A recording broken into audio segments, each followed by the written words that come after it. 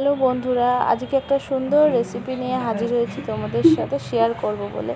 তো আজকে বানিয়েছি হচ্ছে আমি চিংড়ি মাছ দিয়ে শাপলা। তো তোমরা কে কে শাপলা খেতে ভালোবাসো আমাকে জানিও। তো চলো দেখে নিই কীভাবে আমি শাপলাটা বানিয়েছি। আগে আমি শাপলাটা কেটে ভালো করে জলে ধুয়ে আমি নুন মাখিয়ে 1.5 ঘন্টা মতো রেখে দিয়েছিলাম। তারপর এখানে একটা কড়াই বসিয়েছি, কড়াইতে 3-4 চামচ তেল দিয়েছি। তেলের মধ্যে একটু কালো জিরা ফোড়ন দিয়েছি। কালো জিরা দেওয়ার পর তারপরে একটা বড় গোটা পেঁয়াজ কুচিয়ে রেখেছিলাম, সেটা হচ্ছে এখানে আমি দিয়ে দিয়েছি। পেঁয়াজটাকে একটু ভালো করে নাড়িয়ে নেবে, ভেজে নেবে। আমি এটাকে এখানে কিছুক্ষণ একটু ভেজে নিয়েছি। হালকা কালার এসছে যতক্ষণ না এসছে ততক্ষণ আমি এটাকে একটু ভেজে নিয়েছি। এটা ভাজা একটু কালার আসার পর আমি এখানে চিংড়ি মাছগুলো দিয়ে দিয়েছি। চিংড়ি মাছগুলো আমি আগে হলুদ মাখিয়ে রেখে দিয়েছিলাম, সেই হলুদ মাখানো চিংড়ি মাছগুলো আমি এখানে দিয়ে দিয়েছি। এবার দেওয়ার পর এটাকে নিয়ে একটু ভাজতে হবে যতক্ষণ চিংড়ি মাছটা ভাজা ভাজা না হয়। কারণ আর এমনিও চিংড়ি মাছ বেশি ভাজতে হয় না, হালকা ভাজলেই হয়ে যায়। বেশি ভাজলে চিংড়ি মাছগুলো শক্ত হয়ে যায়। তাই আমি এখানে 3-4 মিনিট মতো ভেজে নিয়েছি, গ্যাস কমিয়ে নিই। তা তোমরা কে কে শাপলা খেতে ভালোবাসো আমায় জানিও। আমি কিন্তু শাপলা খেতে খুব একটা ভালোবাসি না, মানে আমি খাইনি কোনোদিন বিয়ের আগেও শাপলা। তো যাই হোক, এবার খেয়েছিলাম, আমার ভালোই লেগেছে। তো ওইভাবে যারা পছন্দ করো না, এভাবে বানিয়ে খেও, আশা করি ভালো লাগবে।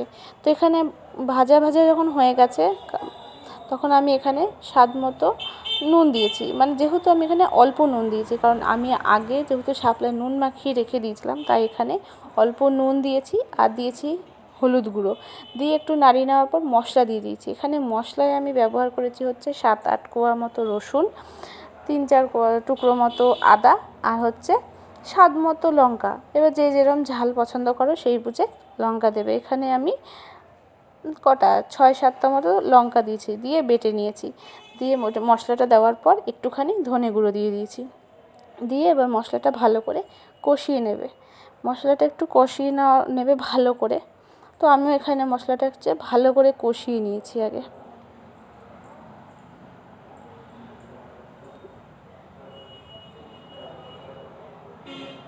আর চিংড়ি মাছ যেটাতেই পড়ুক না কেন সেটাই টেস্ট হয়ে যায়। তো ভালো লেগেছিলো আমার শাপলাটা খেয়ে।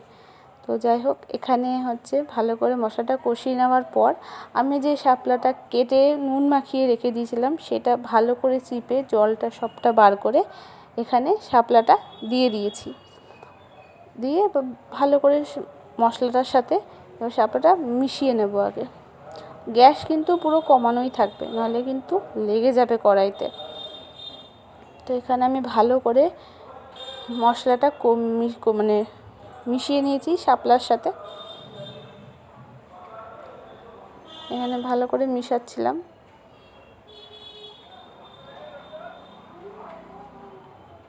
ভালোভাবে শাপলাটার সাথে মশলাটা মিশিয়ে নেবে যাতে সবটা মিশে যায় ভালোভাবে। আর এটা খুব তাড়াতাড়ি হয়ে গেছে, বেশি টাইম লাগেনি শাপলাটা করতে, খুব সহজে খুব তাড়াতাড়ি হয়ে গেছে। যাই হোক, এই রান্নাটা আমি শ্বশুরবাড়িতে এসে আমার শাশুড়ির কাছ থেকে শিখেছি। একবার নিজে একদিন বানিয়ে ট্রাই করে দেখব কেমন হয়, মানে কেমন বানাতে পারি। তো এখানে মশলাটার সাথে কিছু মিশিয়ে নেওয়ার পর, মশলাটার সাথে শাপলাটা ভালোভাবে মিশিয়ে নেওয়ার পর এবার এখানে হচ্ছে একটু স্বাদ মতো চিনি দিয়ে দেবে। চিনি দিয়ে দিলে কি আরও ভালো লাগে।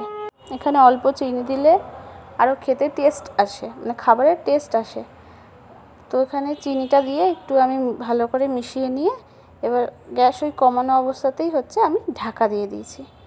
এখানে ঢাকা দেওয়া ছিল।